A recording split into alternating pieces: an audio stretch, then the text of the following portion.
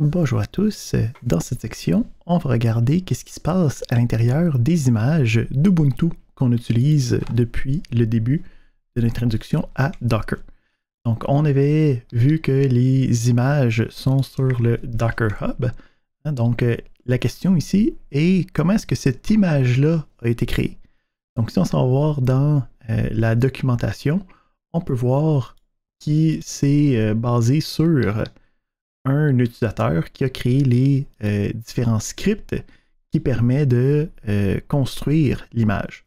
Donc on peut voir ici qu'il y a des étapes qui sont construites, c'est que ça prend les sources initiales de Canonical, la compagnie qui distribue Ubuntu. Il se passe des choses dépendamment de l'architecture. On a ici une étape un peu magique, là, qui a du Jenkins qui se passe. Donc on va voir qu'est-ce que ça fait Jenkins plus tard, mais c'est un serveur automatique de construction d'applications ou d'images ou un peu de qu'est-ce qu'on veut faire. Et on peut voir que ultimement, les nouvelles images sont déposées sur le hub Docker. Mais c'est pas, on peut pas voir nécessairement qu'est-ce qui se passe à l'intérieur. Ici, on veut comme comprendre comment ça se fait qu'on réussit à faire ça. Pour être capable de mieux voir, on peut retourner dans notre repository sur Docker Hub. Et quand on clique sur une des images, ça va nous apporter au Dockerfile qui vient avec cette image-là. Donc on peut voir ici, on a un Dockerfile, hein, comme on connaît, puis on a les différentes fonctions que nous on connaît, hein, avec les run, avec le command. Ce qu'on peut voir, c'est que l'image initiale, c'est l'image Scratch. Donc ça, en fait, c'est une image spéciale de Docker qui me permet d'avoir rien pantoute. Donc quand je veux construire un nouveau système d'exploitation, je peux partir de cette image-là comme une espèce de point de départ. Donc on peut voir ensuite qu'on a un ajout à partir d'un dossier de l'image des fonctionnalités de base du système d'exploitation. Donc, on peut voir ici que c'est quelque chose qui est encapsulé, okay, qui est zippé, c'est dans un tar.gz, mais le principe, c'est que ça ici, ça va être la base de notre système d'exploitation. Ici, en passant, pourquoi ça ne fait pas juste copier l'archive, hein?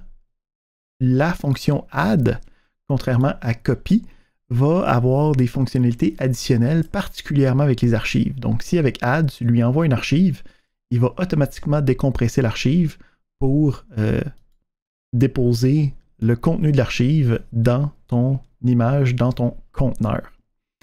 Donc, le principe, c'est qu'on est capable de, si on voulait, là, okay, on pourrait suivre ces instructions-là, puis on serait capable de créer notre propre image de Docker avec Ubuntu. Évidemment, le principe de l'image distribuée est qu'on n'a pas besoin de faire ça, mais on peut être satisfait en sachant qu'on pourrait répéter les mêmes étapes puis être capable de comprendre, de voir qu'est-ce qui se passe à chacune de ces étapes-là pour se donner une image d'Ubuntu qu'on aurait créée nous-mêmes. On peut aussi voir que quand on exécute la commande ici, okay, donc quand on télécharge l'image, c'est important de voir qu'est-ce qui se passe à l'intérieur. Ici, on va faire dans une page pleine. Ce qu'on peut voir ici, c'est on remonte un petit peu.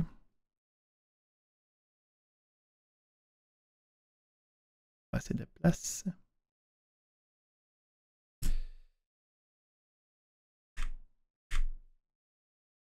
Juste se donner un petit peu plus de place.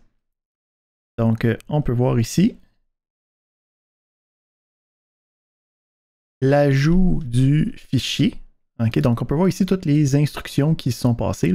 C'est les instructions qu'on avait à l'intérieur de notre Dockerfile. Puis, on peut voir ici le add qui a été fait. Okay, donc, ici, dans la gestion, c'est juste un fichier qui est déjà téléchargé dans leur système. Donc, on peut voir que c'est vraiment la même image qui a été créée.